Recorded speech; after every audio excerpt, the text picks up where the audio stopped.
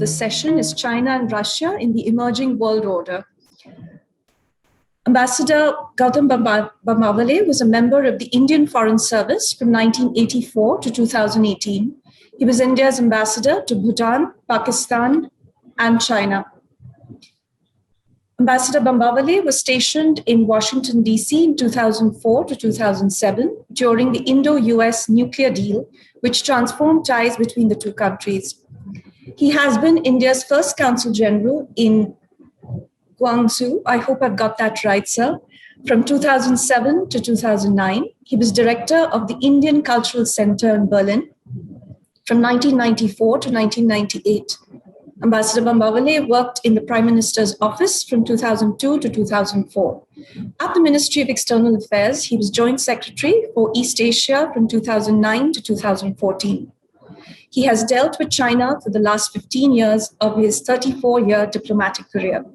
He's currently Distinguished Professor, Faculty of Humanities and Social Sciences, Symbiosis International University, Pune, and teaches a course in Diplomacy and International Governance at the Symbiosis School of International Studies. The floor is all yours, Ambassador.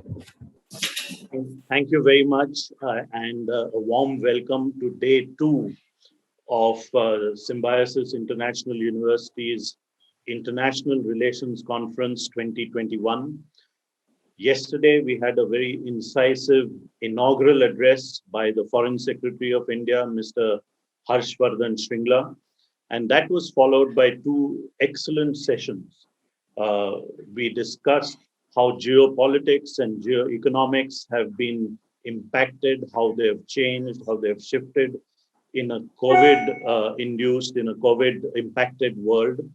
We heard of the concepts of realignment, de-alignment, multi-alignment, and so on.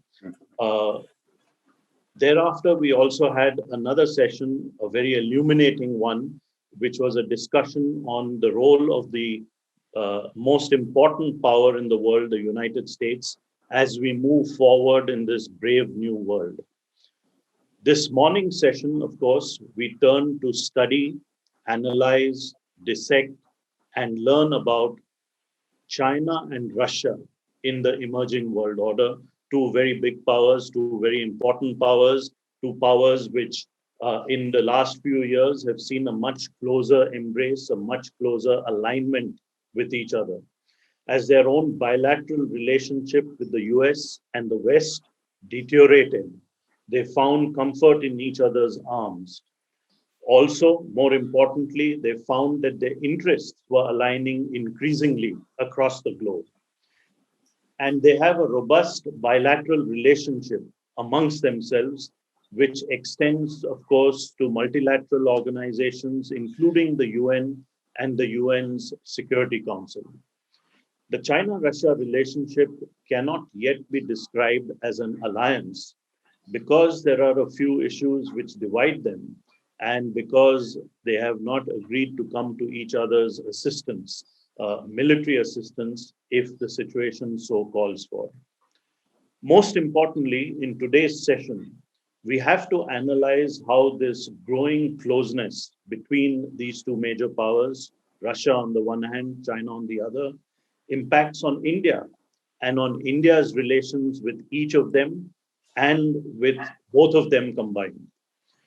India has an increasingly prickly relationship with China, and there has been a major change since summer of last year when China embarked on military aggression on our northern borders and attempted military coercion, including trying to unilaterally define the line or the boundary between our 2 countries.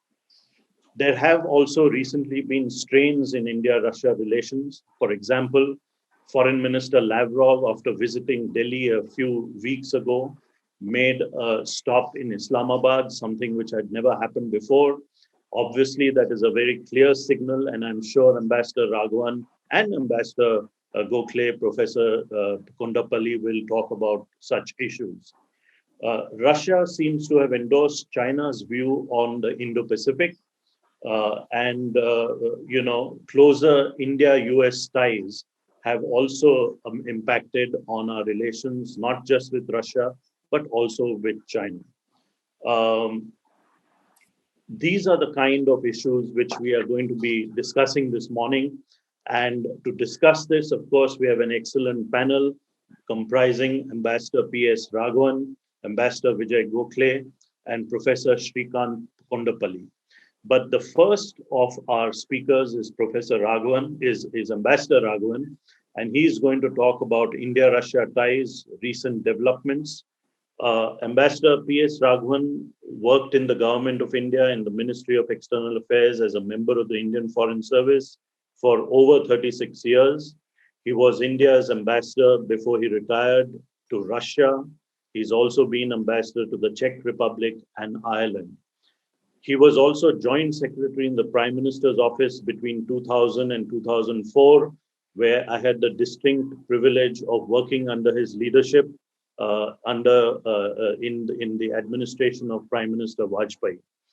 He was also secretary in the Ministry of External Affairs 2012 to 2013, where he handled the all-important Development Partnership Administration, which was established as a new part of the Ministry of External Affairs at that point of time. I mention this because many of the students of the Symbiosis Institute of International Studies, Ambassador Raghavan, had a term paper to write on the Development Partnership Administration and what it has done so far. From 2016 to 2020, after his retirement from the Indian Foreign Service, he was chairman of the National Security Advisory Board, the NSAB, which advises India's National Security Council on strategic and security issues. Ambassador Raghavan, could I request you to speak on the topic of India-Russia ties, recent developments? I think there are 15 minutes allotted for each speaker. I would request all three speakers to restrict themselves to these 15 minutes so that we can have a conversation, a discussion with all those who have tuned in to this morning's program. Ambassador Raghavan, the floor is yours. Thank you very much, Gautam, for this great introduction. First of all, thank you to Symbiosis for inviting me again to the International Relations Conference. I've had a very pleasant association with Symbiosis over the last few years, and I'm glad to reconnect. Now, since you put me under a leash of a very short time for the presentation, let me jump straight into the subject. It's a very broad subject. India, well, you asked me to speak on India-Russia relations. Let me put up some maps on the screen. You see it? Can you see the map? Yes. Yeah, thank you. So, India-Russia relations, of course, as Ambassador Bambawale mentioned just now, have recently run into some kinds of controversies. The fact that the annual summit meeting of our Prime Minister and the Russian President, which has taken place continuously since 2000, did not take place in 2020, caused a lot of comment. In addition, of course, Foreign Minister Lavrov's visit and some comments about Russia-China relations that President Putin made. The general, and of course, in the context of the Chinese, India-China standoff in Eastern Ladakh, it led to a kind of narrative that gathered ground in India, particularly among foreign policy analysts, that India should sort of look away from its old traditional partnership with Russia and consolidate its strategic partnership with the US, which is what is required for us to protect our economic and security interests vis-a-vis China. So this is the background in which, of course, Lavrov came, and Lavrov's going to Pakistan created additional controversy. Now, let's, India-Russia relations have had a very glorious past, if you like. But today, people are not so much interested in the past, they're interested in the future. It's something like the stock market where they say past performance is not guarantee of future results. I think that's the way everybody looks at everything these days. So India-Russia relations may have had a history, very close history of, especially during the Cold War years when India was non-aligned, and immediately after our independence, when Russia supported us militarily, they supported us politically in the United Nations on very crucial issues of Kashmir and during the India-Pakistan war in Bangladesh, they put a veto in the Security Council, and a number of other areas where India-Russia relations are very, very close. Of course, the world has changed now. The Cold War is gone. Non-alignment is dead. India is a much stronger country today. We have a much greater political resilience to events around us. We have an economic vibrancy. We have a large market, which is the cynosure of external eyes for trade and investment. We are a nuclear weapon power, signaling our ability to defend our interests. We have a huge defense acquisition, which is not a source of great pride, but at least it's because there are countries vying for our defense market, we have greater leverage. So we have political, economic, geographic, and demographic assets today, which we didn't have before. And that will naturally influence on the nature of India-Russia relations. Russia is also very different now. It's broken up. USSR has broken up. It has a number of problems on its periphery with countries, both which are part of the Soviet Union and which are part of the Warsaw Pact, many of which have joined NATO. But the critical aspect here is a Russia-West acrimony that has developed, particularly since 2014, which includes, political isolation that the West is trying to impose on Russia, economic sanctions which are far-reaching, and now even extending to third countries, which want to enter into defense or energy pipeline relations with Russia. And all of this, and again, Ambassador Bambawale mentioned this, that this pressure on Russia has led it to an embrace of China, perhaps far tighter than the history of their strategic adversarial relationship over the centuries would have dictated. So this is the situation where we find ourselves today. But having said all that, if you have to look at the present, we still have very powerful bilateral linkages. To start with, I talked about India having become more confident, more politically, economically strong. But, for all our aspirations for a great power, we are not there as yet. We still need the help of other great powers of the world. We have not been able to become permanent members of the UN Security Council, not for want of trying. We have not even become members of the nuclear supplier group. We are not able to get, for example, the UN to agree to designation of some Pakistani terrorists in the UN terrorist list. So, there are a number of areas where we still do require, for our current national interests and for our future aspirations, connections with great powers. And that's, I think, an important part that still remains of the India-Russia relationship. And then you have the defense dependence. History has ensured that about 60% of the arms and equipment of our armed forces are Russian or Soviet. And the latest statistics show that even in spite of our huge efforts for military diversification of military acquisitions, in the last 5-year period, 2016 to 20, Russia provided about 49% of all of India's military acquisitions. The second biggest supplier, France, which many people now talk about the new Russia. They say that France will extend the political support that Russia did in the past. France will extend the military support, etc., etc. Well, France was a poor second as of now with 18%. And if you look at the technologies that come into our defense cooperation, there is no comparison as yet to Russia. The kind of technologies that Russia provides now, unfortunately, or much of this is very, very secret and is in fact, only people at the very top echelons of government are familiar with the nature of the defense relationship. But the fact is it is there, the fact is it is important, and it contributes to our defense strengthening. And then you have nuclear power, a very important part of India's efforts for both environmental and by a diversification of our energy sources. Russia is the only foreign country that is in India with nuclear power technology. Most importantly, it supplies fuel for the life cycle of the plants that are being built with Russian assistance. We have already 2 plants in Kudankulam and Tamil Nadu which are operating. 2 more are under construction. Many more in the pipeline if we can sort out the various other issues connected with them. Then hydrocarbons. Russia is a huge hydrocarbon-rich country. We are a hydrocarbon-hungry country. Indian companies have something like $15 billion in investment in Russia and counting. In fact, there are more projects in the pipeline. Russia has an investment of $13 billion. People don't know much about this in the midstream and downstream oil industry in India, helping to get Venezuelan oil, which otherwise would not have been accessible to India, but because of some arrangements that they have to refine in the in the refinery that they own in Gujarat.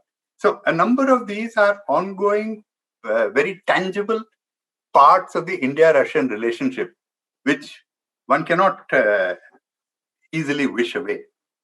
Then, you talked Gautam, you talked about geopolitics and geoeconomics, which were discussed yesterday. I think people forget very often that geography is a very important segment, a determinant of geopolitics, geoeconomics, and therefore geostrategy. Now, if you look at where Russia is vis-a-vis India, it borders the entire India's neighborhood, extended neighborhood, countries with which India has sensitive relations, countries with impact on India's security relations. Its actions in this area impacts very much on our interests. This is something which is very important. And if you look at the Russia-China relationship, which we talked about, you do not want to have Russia-China condominium, if you like, in this region, which is of great interest and security interest for us. And then you just need to look at Afghanistan to see what it really means. India would have had a 100-odd kilometer border with Afghanistan if Pakistan had not occupied that part of Kashmir. But still, what happens in Afghanistan, what happens in Central Asia beyond is something that will impact very strongly on India's interests. And therefore, India's interest in being with Russia and China in the Central Asian region is an important part of India's partnership with Russia, which also means since Afghanistan is blocked from India by Pakistan, the land route, we need access to Afghanistan through other sources. And that's what brings us to the route through Iran, the so-called North-South Transport Corridor, where you connect to the Iranian port of Chabahar, and then the terminal which we have built, the Chabahar port terminal, which India has built, helps us to connect through rail and road up north to Iran, and there onwards to Afghanistan, Central Asia, and incidentally also to Russia and Europe. It's a route which has both economic and strategic implications. Strategically, of course, it is a route that keeps us connected with Central Asia, keeps, as I said, us present to try to prevent a Russia-China condominium in Eurasia. And if you look further, of course, it also helps us. COVID taught us the importance of raw materials and national resources security, of the importance of ensuring that you have a diverse source of supply. Now, here in this region is the world's biggest repository of natural resources and raw materials, which India should have access to in order to promote its natural resources and raw material security. And if you look further, to bring all this into one conceptual structure, what we have in the north and to the northeast of India is the continental dimension of India's strategic interests. Now, we talk a lot these days about the Indo-Pacific and the Quad and the impact it has on our relations with China and Russia. Gautam also mentioned that. And I think Ambassador Gokhale will refer to the Indo-Pacific and China in that context, I'm sure.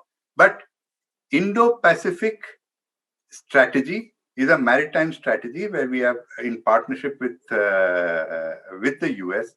But there is a continental strategy where Russia has to figure very strongly in India's strategic perceptions. And that is where, that is one aspect of the India-Russia relationship, which is often not recognized and sometimes brushed under the carpet, if you like. Now, to talk about what, we've talked about India-Russia relations and how important they are. The question today, which everybody is asking, and the reason why people say that we should make a decisive shift away from Russia towards the US, because the US can better protect our interests.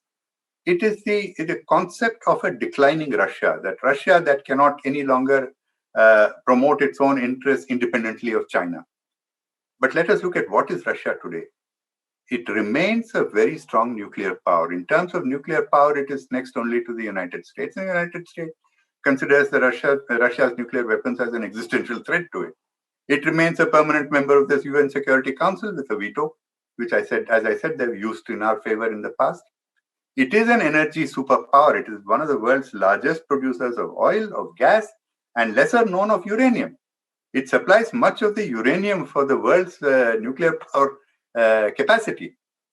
It has more than 30% of global natural resources. It's the world's largest exporter, by the way, of rough diamonds.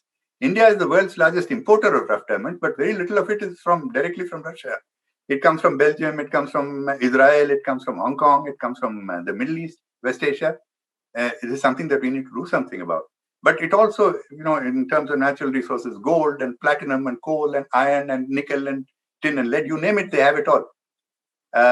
And I think I mentioned this before, it has a political, economic, and military presence in our entire neighborhood, Afghanistan, West Asia, Europe, of course not mention Ukraine. And so these are very tangible evidence that Russia may not be a superpower today, but it is not, you cannot write off Russia as yet. And as I said, size matters. It is still the world's largest country. 17 million, it lost 5.5 million square kilometers of territory, about 1.5 times of India, but it still has 17 million kilometers of territory, square kilometers of territory. And I'll come here to one negative reason why India should tend its relations with Russia. You look at Russia dominating to our north, China to our north and northeast. Now, if you move away from Russia toward what is today the sworn enemy of Russia and China, you are in danger of creating a Russia-China axis against India. And you can imagine how much damage it can do to India's security and economic interests. So this is actually a negative reason, which I sometimes adduce, why India should make sure that its relations with Russia remain on even keel. Now, look at Russia-China, which is the subject of today's. I think it was mentioned already by Ambassador Bambawale that it is Western hostility that has cemented the Russia-China strategic partnership. And that strategic partnership is extensive today. It is political coordination, as he mentioned again, in the United Nations and various other international organizations. It is a very strong military technical cooperation, which is something of great concern to us, because we constantly have to ensure that the technologies that are being transferred to China do not affect our defense preparedness vis-a-vis our potential adversaries. And they have an oil and gas, very vibrant oil and gas cooperation, which includes, among other things, a gas pipeline between Russia and China. Now, other aspects of hydrocarbon cooperation are reversible, but once you put a pipeline, you've got a link which you cannot roll up when you want. So that there are some permanent aspects of the US-China relationship. And yet, what are we going to today? I mean, Chinese ambitions to move alongside US as a superpower to form a kind of a G2 are well known. I mean, China, in fact, even explicitly proposed this a few years ago. Is Russia preparing itself to be a junior partner to China in this US-China G2? If you look at all that Russia has been trying to do in the past years, Russian inclinations are not towards that. And yet, the political situation today, the geopolitical realities of the world is driving Russia into a relationship with China, which it's finding difficult to disengage from. So if you look at the future of the US-Russia-China relationship, and therefore how we deal with both of them, the US-Russia-China relationship, the triangle, holds the key. Now, the US, of course, is the predominant superpower. It is a superpower which wants to prevent competition from arising. Classical geopolitical strategy should dictate that the US should sort of disengage Russia from China and deal with China as the important power, and therefore take the heat off the the hostility to Russia. It hasn't happened so far, but logic should dictate that it may happen at some point of time. And if it does, then Russia's room for maneuver, its effort to become a pole in a multipolar world gets fresh impetus, and that can change the situation. So I think the space at the moment, the strategic space at the moment, is still open, if you like. I think I'll close here. I don't think we have much time. I may have already exceeded my time. But essentially, this is, if I were to summarize, what I would say is that today, if you're looking at India, Russia, if you're looking at India, America, India, US, non-alignment is dead. The conditions that created non-alignment are gone. But then also, alliance politics is also dead. Alliance also is a relic of the Cold War. What you need actually are vibrant partnerships with different countries in order to promote your common interests with those countries in such a way that they do not impact on the core interests of others. So you would talk about something like a joint venture model rather than an alliance model. So we need to have a joint venture with Russia. We need to have a joint venture with the US and with other countries where we promote our shared common interests and leave ourselves free to deal with other countries. That's the only way you can deal with Russia and its, as of today at least, its implacable enemy, the US. And we need to explain to both that our relations with each should not and do not impact on the other. And we need to carry conviction in what we do. Sometimes the problem is we probably do not carry conviction in the statements that we make. And that's important to us. Thank you very much. Thank you, Ambassador Raghavan. And I think very broadly, you've stuck to your time. Just as I was about to ring a 1 minute bell, I think you indicated that you're winding up. But you have stuck very much to your time. Thank you very much. Sure. And thank you for making that strong case as to why India must continue to have this, strong relationship with Russia, and why it's important for us to keep Russia on our right side and not, just push this traditional relationship overboard. Let's move to our next topic, which is emerging India-China relations. And to speak on that, we have our very own Symbiosis International University's very own Ambassador Vijay Gokhale. He was in the Indian Foreign Service from 1981, and he was ambassador to Malaysia, Germany, and China from 2018 January to January 2022, of course, as all of you know. He was Foreign Secretary in the Ministry of External Affairs in the Government of India. And after his retirement in January 2020, he has settled here in Pune. He's a distinguished professor at our own university. He's also a non-resident fellow at Carnegie, India, and an emeritus resource faculty at the Rashtriya Raksha University in Gujarat. Vijay, the floor is yours. I think a lot has been said about India-China relations in the last 12 months. So it makes it much easier for me to speak about it because a lot of the facts are known. I think there is no gainsaying that serious damage has been done to India-China relations.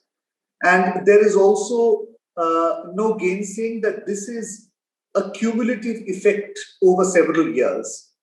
Whether it is on issues relating to trade, where the imbalance has become a political issue from the Indian perspective, whether it relates to China's activities in the neighborhood, not just in Pakistan because of the China-Pakistan economic corridor, but also because of its activities elsewhere, whether it is in China's efforts to prevent us from exercising our international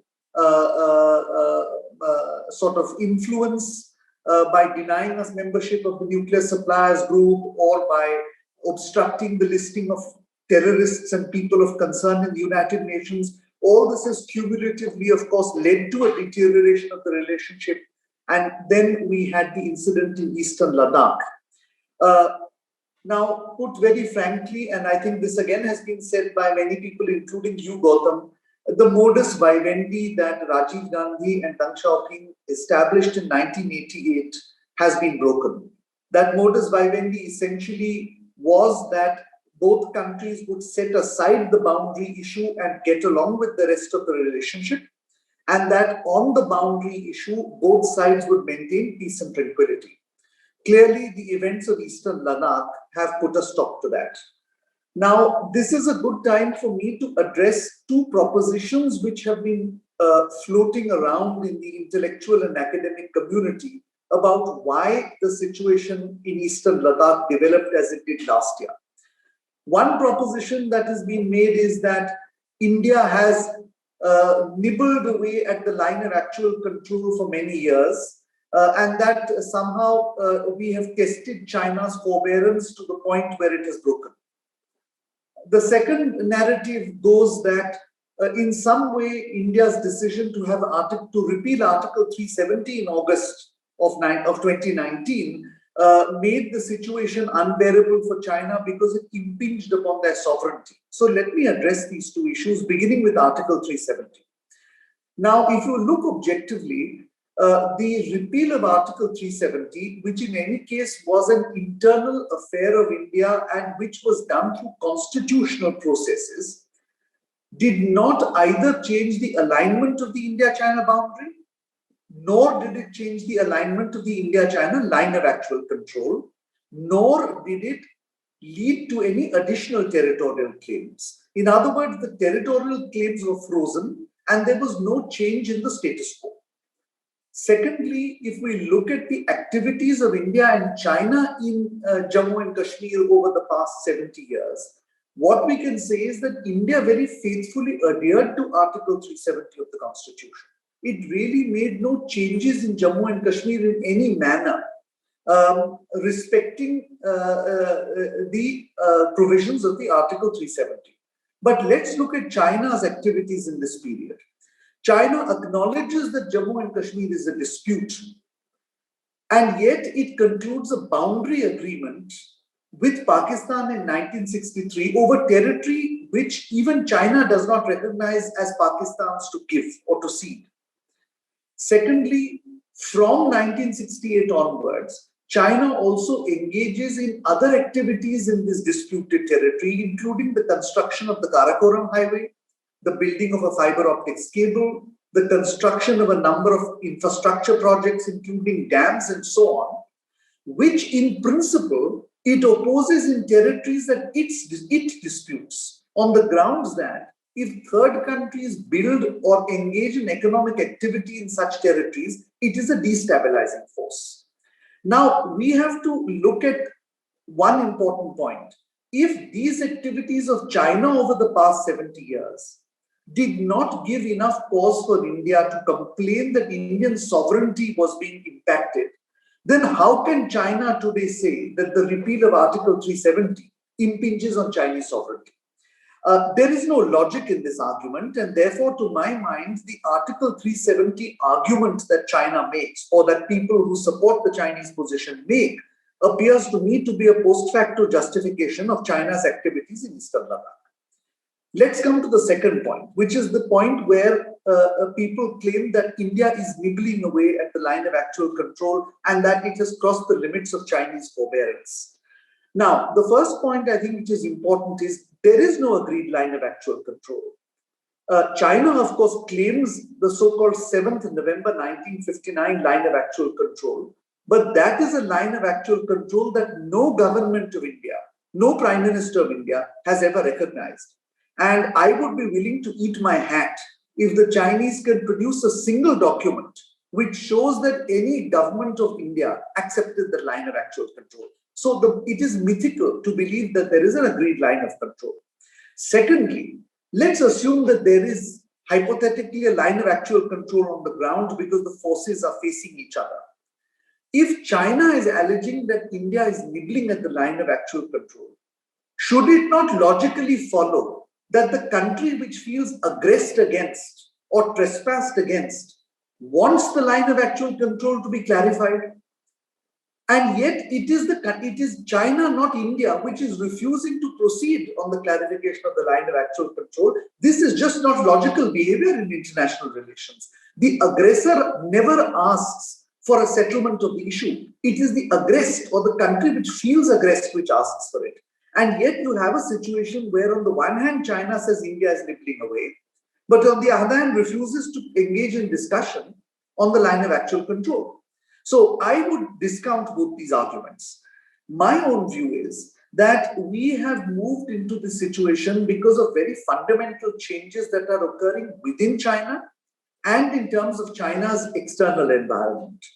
First, China believes that its comprehensive national power has grown to a point where it not only equates itself now with the United States, but believes that it can actually now dictate terms to countries in the Asia-Pacific or the Indo-Pacific, which includes India. This is a perception issue, but it's a powerful perception in China today. The second is China's worldview. The Chinese, by their own admission, by the admission of their own president, are moving to the center of the world stage. Now, that's, of course, a euphemism to saying that they want to be the world's major superpower. That in itself suggests that they don't treat other countries in their region as equal powers. And that itself brings a behavioral difference in the way that they deal with India, or that they try to deal with India. The third, of course, is China's own internal dynamics. As China gets more powerful, it is also becoming more paranoid. It now believes that the United States is determined to subvert its political system from within, to destroy communism in China, and therefore it sees any relationship that any other country has with the United States as somehow buying into that American narrative. And of course, the closer you are to China, the more paranoid China gets about you. So I think this is the third point. Lastly, of course, the peripheral security. As China becomes more powerful, as any imperial power becomes an empire, it first pacifies its periphery. It first ensures that its peripheral states are under its control. And we should have no doubts about this. China is seeking global hegemony. It is seeking to become an imperial power, much like the Americans are today or the British were in the 19th century. And in that process, it looks at India as a peripheral concern and as something that needs to be pacified because it is proximate to China before China can exercise imperial power. So I think if we have to look at the problems in India-China relations, we have to understand what is happening in China and the way that the Chinese are thinking today. Because the issues in India-China relations, whether they're the boundary issue, whether it is an issue of Tibet, whether there are any other issues, have always existed and we have managed it in the past. The trust deficit has always been there, but we have overcome it in the past. And the perception of a threat has also existed on both sides, and these have been dealt with in the past. Therefore, what we are now facing, in a sense, is an entirely new challenge: how to deal with a China which believes it has risen, which does not see India as an equal, which does not want to give India the space to rise with it, and which might, if it feels necessary, try to reduce India to a subsidiary or secondary status if it feels that it is allying with any other country to threaten China's rise. So my last bit will then be, what is the way ahead? And I would like to put 4 or 5 points across. Firstly, we have to ensure that China understands that military escalation on the border is not something that India is willing to accept. And I think this message has gone across in 2020, but it might have to be delivered once or twice more. Perhaps we might take a couple of hits, but I think the message that China has to get is, we might lose, but they might lose more. And therefore, they should take the military situation on the boundary as seriously as we should take it. And they must understand that the era of Rajiv Gandhi Deng Xiaoping consensus is over, which is that India will simply put the boundary question aside and move ahead with the rest of the relationship. Secondly, we have to assume a prolonged period of armed coexistence with the Chinese. In fact, in 1962, Mao himself is credited with the phrase, and I'm going to actually quote Mao's phrase. Mao basically said that we have to be prepared to lock horns and remain in a state of armed coexistence without actual war. These were Mao's words. I think that China seems to be readopting this strategy, and we have to therefore deal with it. In other words, we are not going to see a passive line of actual control. We have to prepare for line of actual control, which will be active, and we have to ensure that China gets the message that we are ready for it. Thirdly, we have to rebalance our trade relationship. Clearly, we need to raise it to a political level, and clearly we cannot and should not accept an unsustainable trade balance and Chinese assurances that they are doing their best to address it, because experience tells us that they have done nothing to address it over the past 15 years. However, we have to be smart in this regard.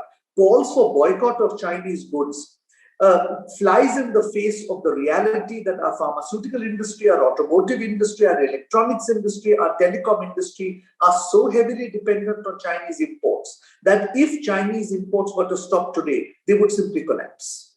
Therefore, the smart way to do it is to identify countries or regions from which we can source alternate parts and components, technologies and manufacturing processes which we can do ourselves in India, and thereby limit our dependence on China. But limitation of dependence is an absolute must if we are to deal with China, a resurgent, a rampant and aggressive China in the next 10 years.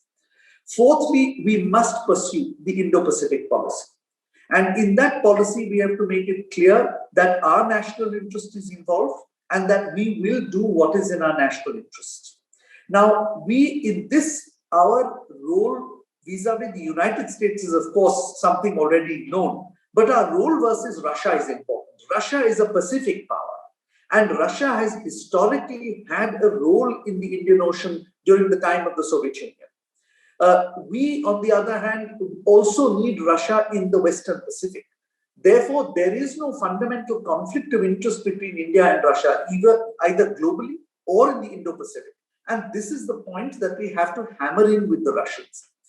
We also must remember that historically, the Russians have had problems with the Chinese. Between the Russian Empire and the Chinese Empire before 1918 and 1911, respectively, when the two empires collapsed, and when both countries were ruled by the communist parties.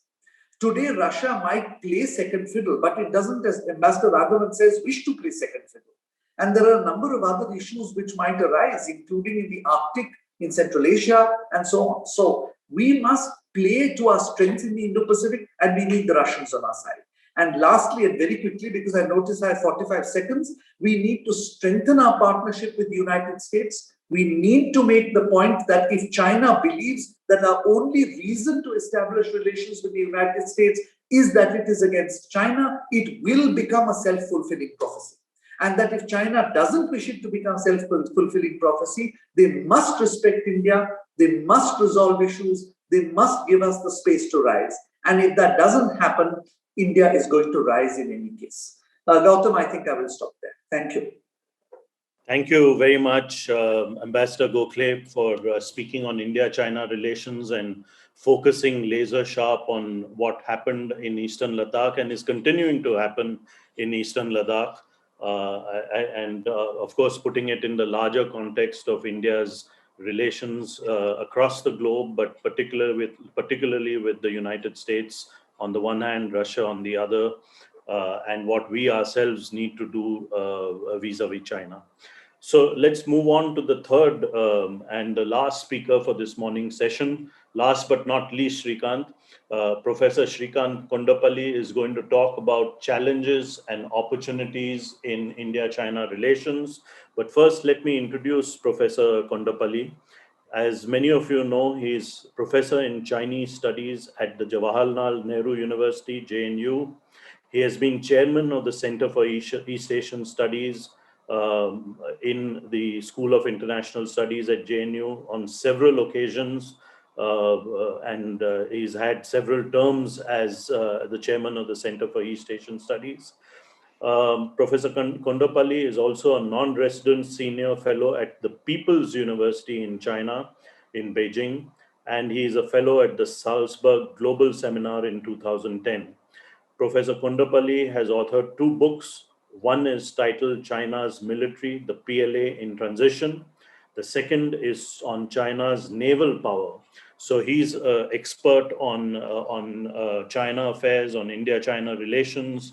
And let's ask Professor Kondapall to talk on challenges and opportunities in India-China relations. 15 minutes, please, Dr. Kondapalli, so that we can have a broader discussion. Let me also mention to all those who are attending that please do put in your questions in the chat box so that we can pick and choose the broad questions and hand them over to the to the panel for answering. I already see that there are a number of questions, but please do put in your questions in the chat box. Srikanth, the floor is yours, please. Thank you very much. Very good morning to you all. Thanks to Ambassador Bambawale and the Symbiosis School of International Studies and the distinguished panelists and the audience. The Russia-China relations and what does that mean for India in terms of opportunities and challenges? First, the Sino-Russian relations. Well, in the last 2 decades, they have acquired a strategic nature in terms of the depth of the conversation, in terms of the depth of the relations between the two sides. So we need to keep this in mind before we move ahead with the Sino-Russian relations and what does that mean for India. There was this leaning to one side in 1949 that Mao Zedong announced. Then, of course, the Chinese accused the Soviets of following Soviet social imperialism in their opposition to the Soviet communist leadership. And, of course, they signed a strategic partnership agreement in July 2001. And then we have now about 2 decades of that strategic partnership. Of course, Russia today is heavily dependent on China because of the sanctions by the European Union and the US. And so this is another factor we need to keep in mind. What does that mean for India? Russia-China relations have flowered in the bilateral field, regular visits, for instance. For example, Lavrov's visit to Guilin last month constituted the 51 meetings between the 2 foreign ministers. Wang Yi only took over recently, so we can imagine the kind of interactions they have had in the terms of intensity. Xi Jinping made Moscow as his first visit when he became president in 2013 March. So that is again an indication of. And then he was also taken to the command center, military command center in Moscow, which again suggests to the closeness of the two sides. The interministerial coordination meetings are also very intensive across all disciplines, including on environment, climate change, energy, so on and so forth, counterterrorism, and military and other spheres. Economy is intensifying. Of course, last year they had $107 billion of trade. Today they announced this to be increased to about $200 billion. There is so much, of course, of propaganda in this regard. Economy is still a weak point in the Sino-Russian relations, except in the energy field, in military transfers and so on. So the other area of interaction is in the multilateral field. Both coordinate in the Security Council of the United Nations. Increasingly, Russia and China are using veto power simultaneously or in support of each other. When we look at the situation in Zimbabwe, Sudan, Syria, Venezuela, Myanmar, there is this coordination between Russia and China increasingly in this sphere. And we have seen when Lavrov went to Guilin, the joint statement also mentioned about the mobilization of the Security Council in the light of the COVID-19, but also in opposing the rules-based order, but supporting a global governance structure. So the Security Council cooperation is one of the most important elements in the Russia-China cooperation. SCO is another Shanghai Cooperation Organization. It is going to hold the 20th anniversary. Here is an area where we Most significantly, Russians and Chinese control the budget of the SCO, nearly 24% each. And so they have the veto power in terms of the entry-exit of the member states or observers in the SCO. India needs to thank Russia because informally, we applied for the membership in 2004, but it only fructified after the Chinese opposition, but the Russian pressure in the Astana summit in 2017. So SEO is another area where there is a lot of coordination between the two and has a spillover effect on India, on terrorism, counterterrorism, energy cooperation, on other multipolarity and other issues.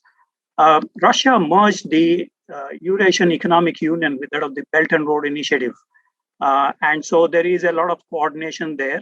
Although the Chinese, one of the 36 stratagems of Fanka Weizu, which is reversing the host and the guest, is a nightmare for the Russians in the Eurasian region because China is intruding into the Eurasian region and the Russians have expressed concern. And so they have not included Russia in the CSTO, but kept apart in the economic field alone at the moment in the Eurasian region. East Asian Summit both have coordination in the ARF, ASEAN Regional Forum, as well. Russia-China coordination is important. The Russia-India-China 17 meetings have taken place. BRICS, the 13th meeting is going to be held in India this year. So that explains to the Russia-China-India connections. Specifically on the bilateral, we have the territorial dispute resolution between the two has led to what we call in political science as perpetual peace between Russia and China.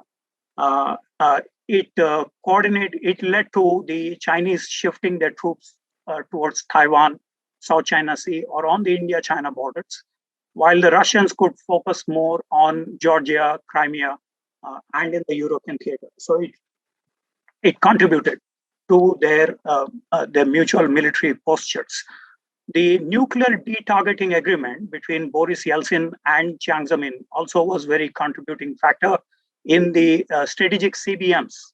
Our Ministry of External Affairs is discussing with China on the non-targeting or a de-targeting agreement with China. Nevertheless, there is not much progress on this front. So we need to look at the de-targeting agreement as one of the models in relation to the India-China nuclear related aspects, CBM's aspect. Most important, the 2001 Strategic Partnership Agreement and the Article 9 is a major key factor. And I just want to read this. The Article 9 in the 2001 treaty. When a situation arises in which one of the contracting parties, that is here Russia and China, deems that peace is being threatened and undermined, or its security interests are involved, or when it is confronted with the threat of aggression, the contracting party shall immediately hold contacts and consultations in order to eliminate such threats. This is interesting because it is a semi-military alliance between Russia and China. Incidentally, Article 9 of the Indo-Soviet Treaty verbatim is the same. So this suggests that there is a close coordination between the two sides at that level, although they openly say that there is no alliance. Although last year, Putin said that they are inching towards an alliance. It was a off-the-cuff remark, so we have to see whether they will form an alliance in the future.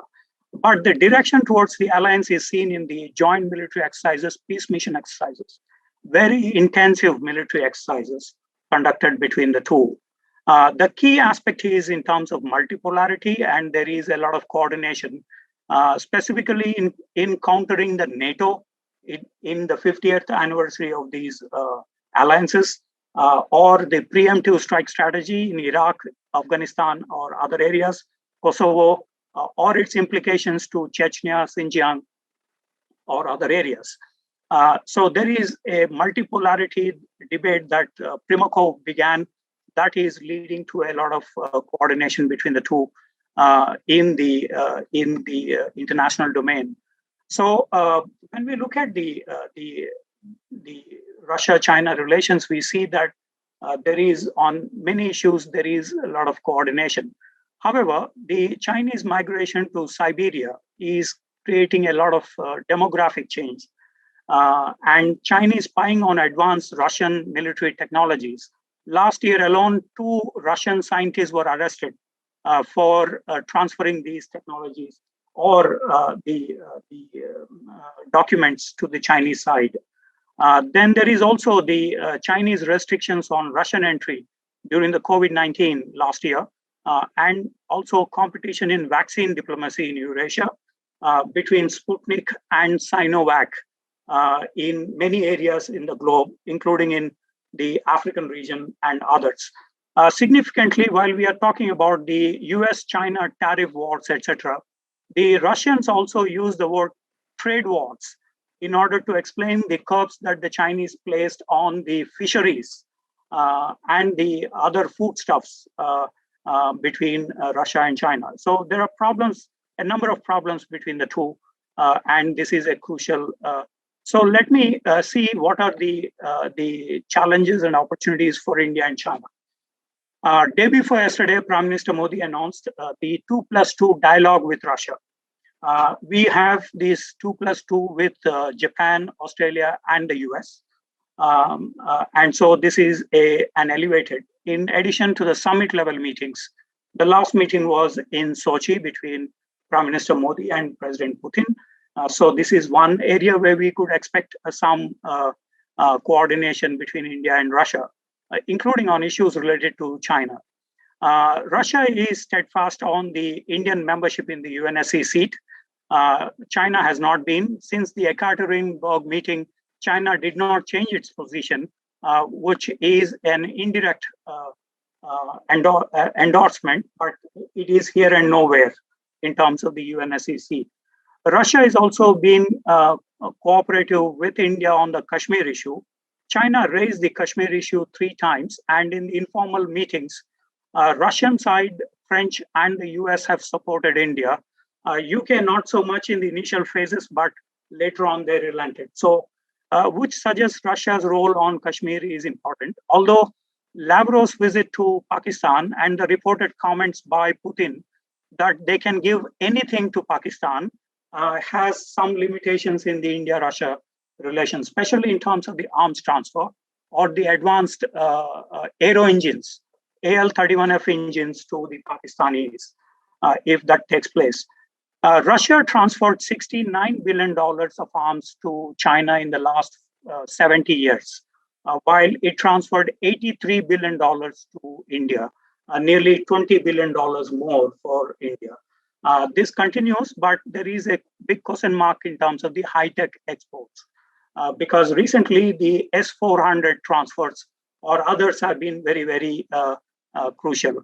The CATSA, the Countering America's Adversaries Through the Sanctions Act adopted in 2017, is a problematic between India and US. And Lloyd Austin's recent visit and his comments that this deal has not yet been through has provided some relief, but maybe in future we will have to revisit these in terms of the US-India-Russia relations and dynamics. The other area is the North-South transport corridor, the multimodal transportation, where we get access to the European market if this transportation network is through. This is an idea which originated in 2000 in St. Petersburg. Russia, Iran, and India are coordinating on this. We also have the energy cooperation, Sakhalin, and its impact on Act East policy has a huge dividend for India in getting out of the South Asia box and coordinating with the Russians in the Far Eastern region. It's a plus for India, an opportunity for India. Then we have the constructive dialogue that the Russians announced on the India-China territorial problem, Galwan, specifically when they, behind the doors, the Russians coordinated between the defense and foreign ministerial meetings between China and India last year. So this is an area where we need to see, but Russia doesn't appear to be crossing the line on the ground. So we have to be also pragmatic in to what extent the Russians can go on the China factor on the territorial dispute. We had 17 RIC meetings, Russia, India, China meetings till last year, till the last meeting. And this provides for a kind of strategic balancing with the West, especially whenever we had some problems with the US. The 13th BRICS meeting is to be held in India and also is an area where we have the intercontinental coordination mechanism kicking in, especially in terms of the alternative to the, or rather raising the voting shares in the IMF and World Bank. Russian economy is down, but these coordinations are important for India in the larger sphere. And finally, the challenges, of course, are the Russian dependence on China, as we discussed, due to the Crimean events and the BRI. Their economy is also problematic because of the energy supplies. Russia had signed a $400 billion agreement with the Chinese.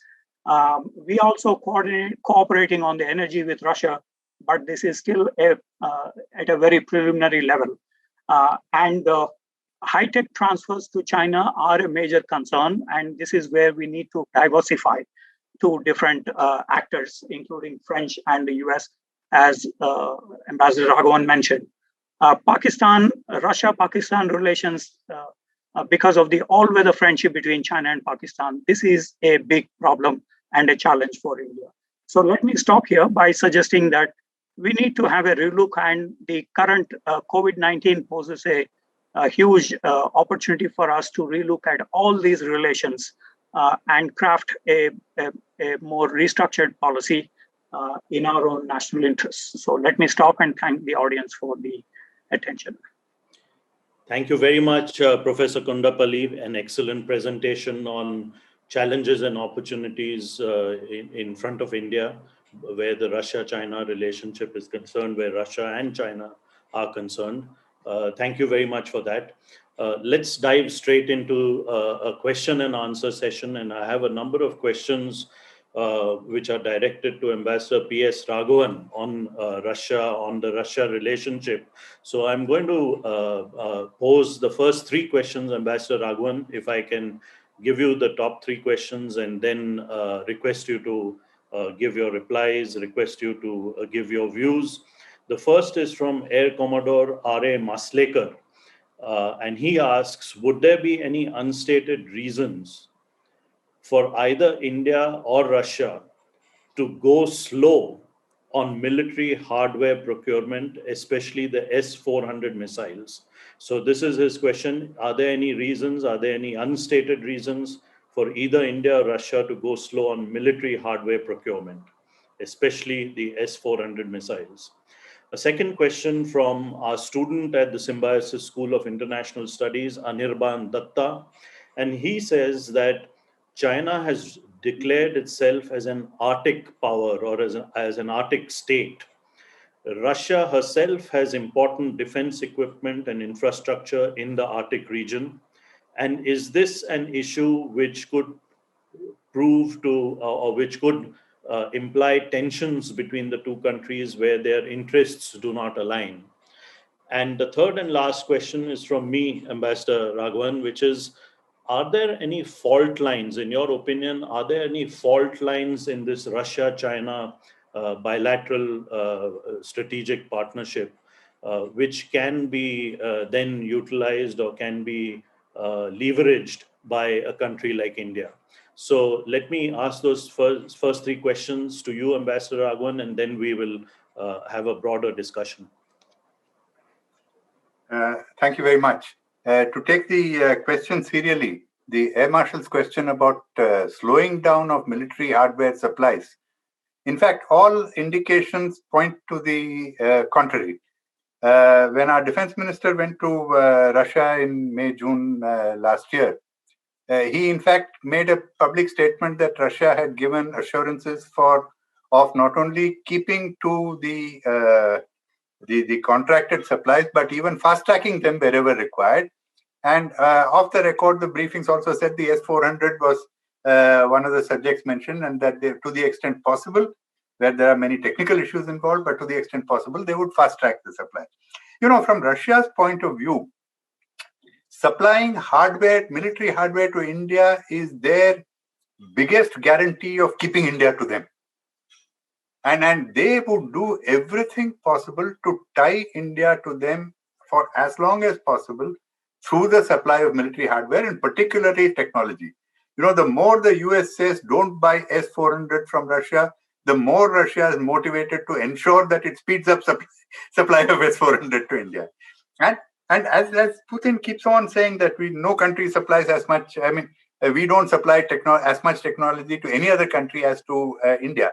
He says this quite frequently, and he has China in mind as well. Of course, we need to make sure that this remains true all the time. We need to keep scrutiny. But no, I don't think there are any unstated reasons for slowing down military hardware. We sometimes seem to be tactically positioning ourselves because we are apprehensive about the response from the US at particular points of time. But even there, I think on the S-400, we've taken a pretty strong stand consistently through the Trump administration. And I think now with the Biden administration, we will continue to take that line.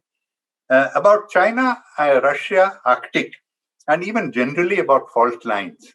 China has put out a paper saying that it is a near Arctic power. It doesn't call itself an Arctic state or an Arctic power, but a near Arctic. And this was one of the strange cases. All these superpowers, the great powers, when they may fight with each other, they may be tearing each other's eyes out, but when it affects their vital interests, they join together. So you had the Arctic Council meeting where Pompeo actually said, Secretary of State Pompeo said that how can China claim to be a near Arctic state? There is no such thing as a near Arctic state.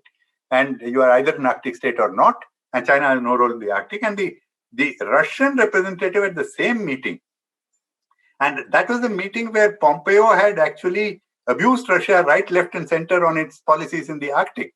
But on this particular aspect, the Russian representative said, I agree with Secretary of State Pompeo that there is no such thing as a near Arctic state. There are only Arctic states. So certainly, but here again, Russia is walking a very delicate line. China is present in the Arctic. And as long as Russian contradictions with the Western powers remains, they have to pussyfoot with the Chinese on their interests in the Arctic. And there again, unless US-Russia relations lighten up a little bit, Russian room for maneuver to keep China at bay is consistently narrowing down. So that's where, ideally, the Russian policy on China, even during the period when Professor Kondapall mentioned the strategic partnership from 2001, but if you look from 2001 to somewhere near 2008-9, Russia was very, very careful about the areas where they let China in, the areas where they let China invest, what they identified as strategic sectors in the Arctic, and offshore Arctic in particular was a strategic sector. They were very careful about letting China into various aspects of it, including even in the Far East, the hydrocarbon. In fact, Russians came to us and said, will you kindly invest in hydrocarbons because we would like you to invest there. Unstated fact, you don't want the Chinese to be too much present there. So there are these various aspects that Russia does see China as a potential strategic adversary, like it was a past strategic adversary, but its hands are tied. So you have to untie its hands by giving it the greater room for maneuver. Now, if you talk about other fault lines, Central Asia, the whole compact in Central Asia was that Russia would extend the political and security cover for the region, whereas China will look after economic cooperation. As Chinese ambitions increase, as Chinese interests increase in Central Asia, increasingly China is encroaching on this unstated agreement. Increasingly, you see now Chinese military presence in Tajikistan because China is actually protecting its interests in Afghanistan. So you have, these are all potential fault lines. They are fault lines, but they are sort of brushed under the carpet and not brought out. You have a number of other cases also in Central Asia. There are Kyrgyzstan, for example, is a great area, is an area of Russia-China competition. It's all carried on beneath the surface. And sometimes you have Kyrgyz rising up in revolt against certain Chinese practices there, which is obviously with the tacit support of the Russians. Similarly, Professor Kondapall mentioned this Eurasian Economic Union and the Silk Road Economic Belt, the land BRI, land segment of the BRI. Though they have agreed to link the two, though how you link a belt with a union is a little is a question mark. The point is that Russians are quite disappointed that the whole idea of that EAEU SREB link was that whatever China does in the BRI in this region would be in consultation with the Russians and with a broader consultation. In actual practice, China has done everything bilaterally, and it has actually not consulted the Russians. Russians are quite unhappy about it. The other part of the BRI is that it has two spurs. One is the southern spur through Central Asia to Europe, and the other is the one through Russia. Now, Chinese have actually chosen all the routes which are through Central Asia into Europe and have ignored this Baikal-Amur route that Russia has strengthened, the Trans-Siberian Railway. So there are all these simmering issues there. But as long as there is this unremitting hostility which the US has to both Russia and China, these simmering disputes will remain actually under the ground. And we need to make sure that we need to try. I mean, our diplomacy has to be working towards trying to see also that to work with the US to see how that US-Russia hostility can lighten up a bit. That is very important for Russia to get freedom in Russia-China relations. I think I've answered all three questions. Thank you very much, Ambassador Raghavan. Vijay, can I come to you, because as Ambassador Raghavan was talking, there was another question which was going on in my mind, which was basically on the Indo-Pacific. You focused on the current tensions between India and China on our land borders, but would you like to talk a little about, you said yourself that the Indo-Pacific is something that we must pursue. I guess the Quad is also another balancing coalition which India must continue to pursue, and recent developments have been very, very quick about the Quad. So would you like to talk a little bit about the Indo-Pacific, and would you like to talk about the point that Ambassador Raghavan made, that while the Indo-Pacific could be a maritime strategy, we also need a continental strategy for the land border between India, China, Pakistan, etc. So could I ask you to weigh in on that, Vijay? Sure. Thank you, Gautam.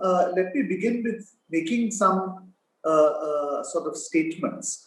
Firstly, the Asia-Pacific is a concept which was very valid in the 1990s.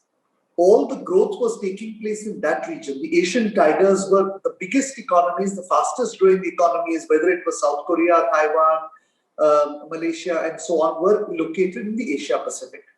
That is not the case in the second decade of the 21st century. In fact, countries like India, Bangladesh, the UAE are perhaps growing in percentage terms faster than many of the ASEAN countries, and notwithstanding the impact of COVID. So in the first place, the argument that we should persist with the term Asia-Pacific does not make logical sense.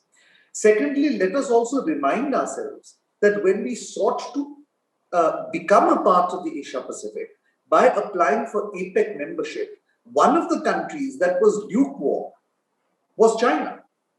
Indeed, both of us served in the Indian embassy in Beijing when this issue came up, and when we lobbied the Chinese side in 1997 and 1998. And I very clearly remember the Chinese response. The Chinese response was that China is a small country, we have to go by the consensus. And the gentleman who delivered this to us is the current foreign minister, who used to at that time be the Joint Secretary for East Asia. So let's understand that the Chinese were not ecstatic about our joining even the Asia-Pacific. Thirdly, where consultation is concerned, since the Chinese are very fond of talking of how it is important to do consultation, let us remind ourselves that the Indo-Pacific vision or idea is a very consultative process.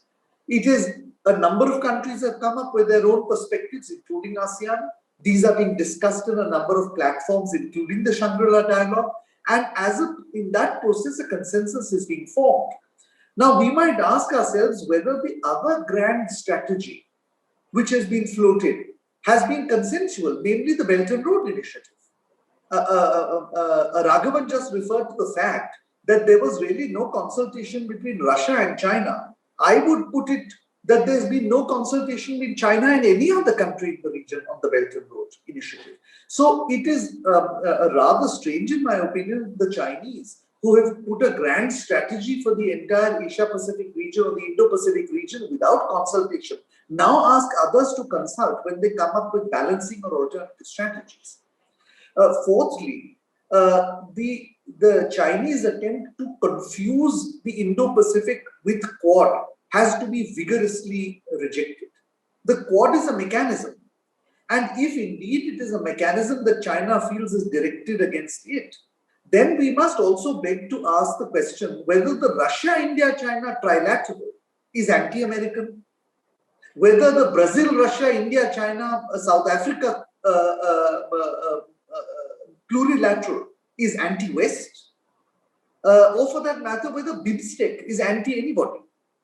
So I think that this is a very clever Chinese ploy to confuse matters, and it's important for us not to allow it to be confused.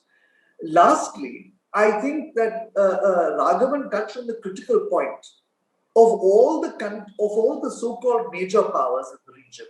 The only country that is both maritime and continental is actually India. If you look at it, we are not only a very critical part of the Eurasian subcontinent, we are also the country which basically controls and can control all trade routes between the Bab el-Mandeb, the Gulf of Aden, and the Malacca Straits, given our territorial position. Therefore, in a sense, and this was a study done by the Russian side, by Russian academics, we are a swing state in the classic sense. But the question is, how do we leverage that swing state status? For us to leverage the swing state status, Russia is critical, not the United States, because the United States is not a continental power in Eurasia. It is Russia which is a continental power. Therefore, if we are to exercise the swing, it is as important for us to build relations with Russia as it is to build relations with the United States. Thanks, Gautam. Yeah, thank you. Professor Kondapall, Srikanth, if I could ask you some follow-up questions on the Asia-Pacific, the Indo-Pacific, which are in our chat box. There's one from Professor Shivali Lavle, who's the director of the Symbiosis School of International Studies. And she asks, Srikanth, from the viewpoint of the Asia-Pacific region's balancing trade, is it that trade tensions and the ongoing pandemic have caused a shift, making it imperative for countries to look and collaborate outside the Asia-Pacific zone to foster growth? So that's one question. The other question I have for you, Srikanth, and I know that you're a professor for Chinese studies and not Russian studies, but I think you know a lot about Russia too. You know, one of the big questions for India-Russia relations is, how do you get the relationship to move outside the government-to-government track? You need to have, bring ballast to the relationship, bring muscle to the relationship, through private enterprise, through private industry, which means economic muscle on the one hand and people-to-people ties on the other. So how do we bolster that with Russia? On trade tensions, pandemic, and the searching for outside the Asia-Pacific. The day before yesterday, we had concluded the SCRI, Supply Chain Resilience Initiative, with the Japanese and Australians. And this is because of the disruptions we faced the last 1.5 years in terms of the trade, technology, and other disruptions. It did cost every country, because China had emerged at the center of this supply chain mechanism since 2012. In 2010, they became the largest economy, and by the next 2 years, they displaced Germany as the largest high-tech and manufacturing exporter. So previously, Japan used to occupy that leadership of the supply chain mechanism. The Chinese took over this, and they started weaponizing the supply chain mechanism. The first one was 2003 for rare earth metals ban to China on the Senkaku Islands and others.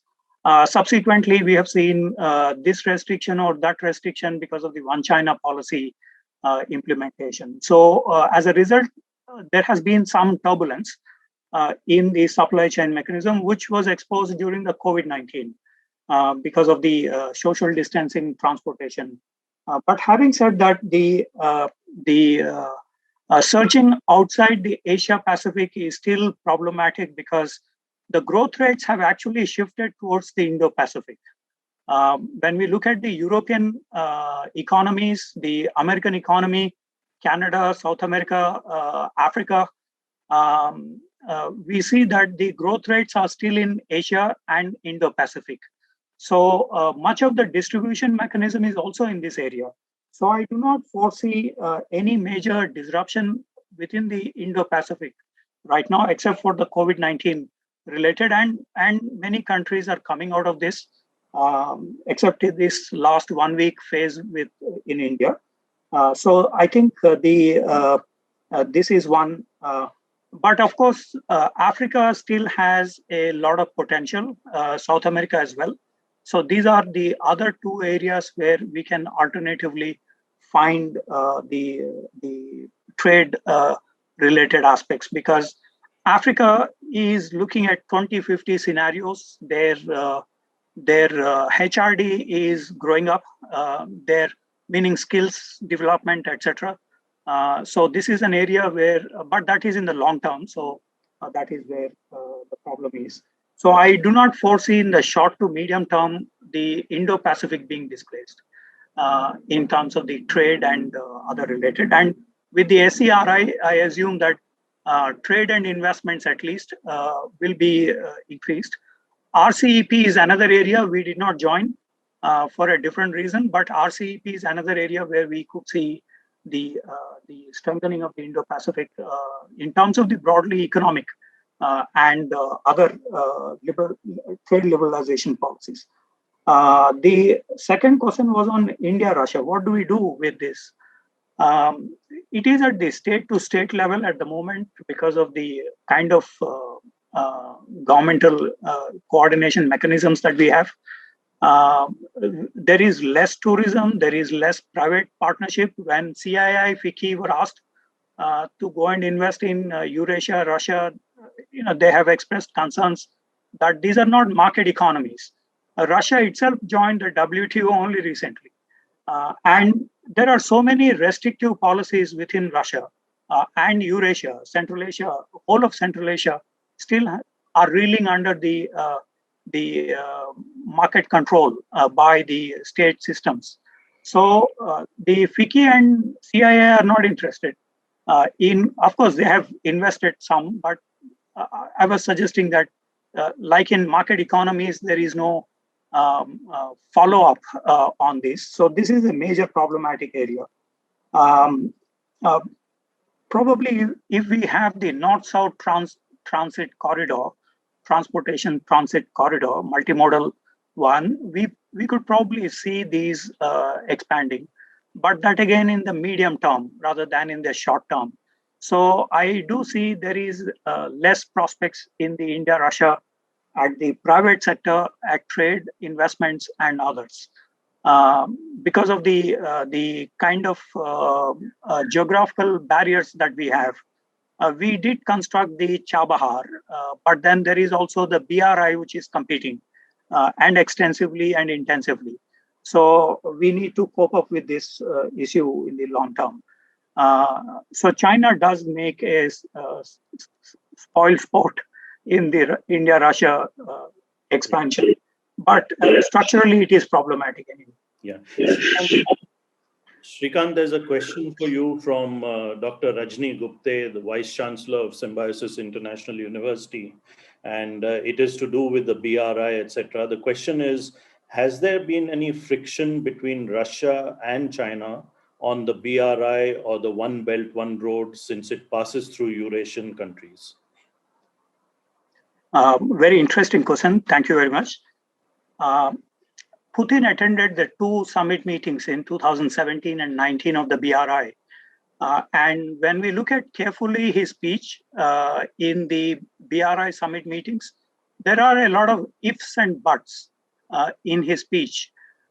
So it is not a full endorsement of the BRI. I think it is because of the problems that Russia is facing in economic terms. As you know, Russian GDP is in decline, and 60% of Russian GDP is energy-based. And because of the sanctions, the energy exports to Europe is not picking up. And so there is only one choice that Russia has, that is China. So the $400 billion agreement with the Chinese on that count. So Russia's economy is a key problem. And in order to resurrect this, there need to be something that could be done with the BRI. But when we look at Chinese investments in Russia, most of the oligarchs are very careful in keeping the Chinese away in the Russian market. It is still controlled by the oligarchs, and they don't allow Chinese in the energy investment areas. They don't allow Chinese in the military industrial complex. Of course, that's a closure for everybody. But because of the spying incidents, they have not opened up much of these for the Chinese. Shipyards or others even have not been opened up for the Chinese. So there is a problem, except in 5G.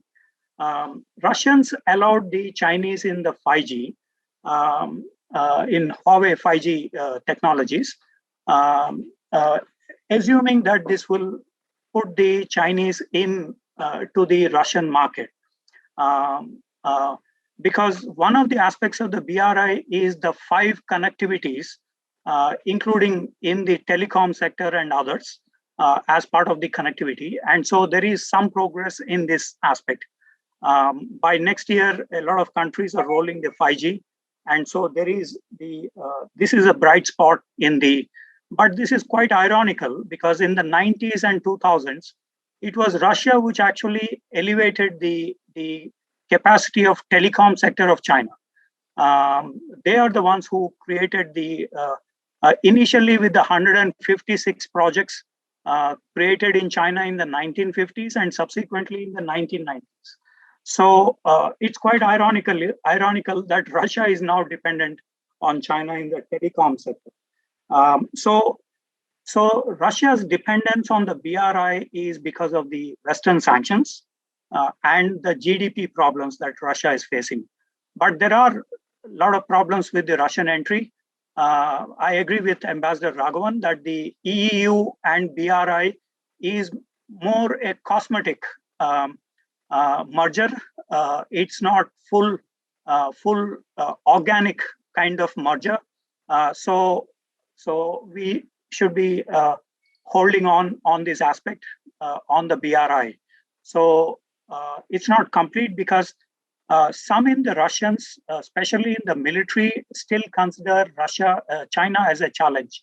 China's rise as a challenge.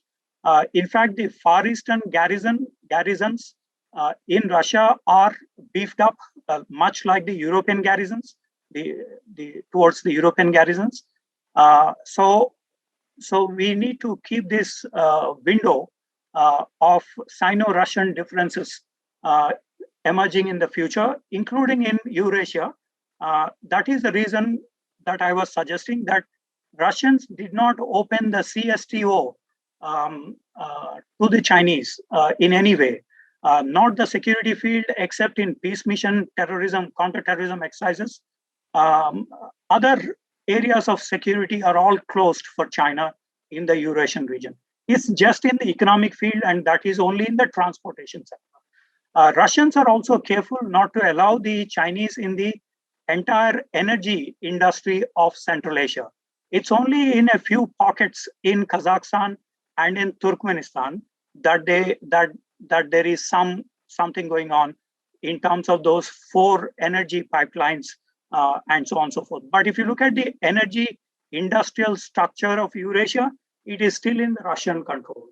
So not all areas are open, even after the EU merger with the BRI.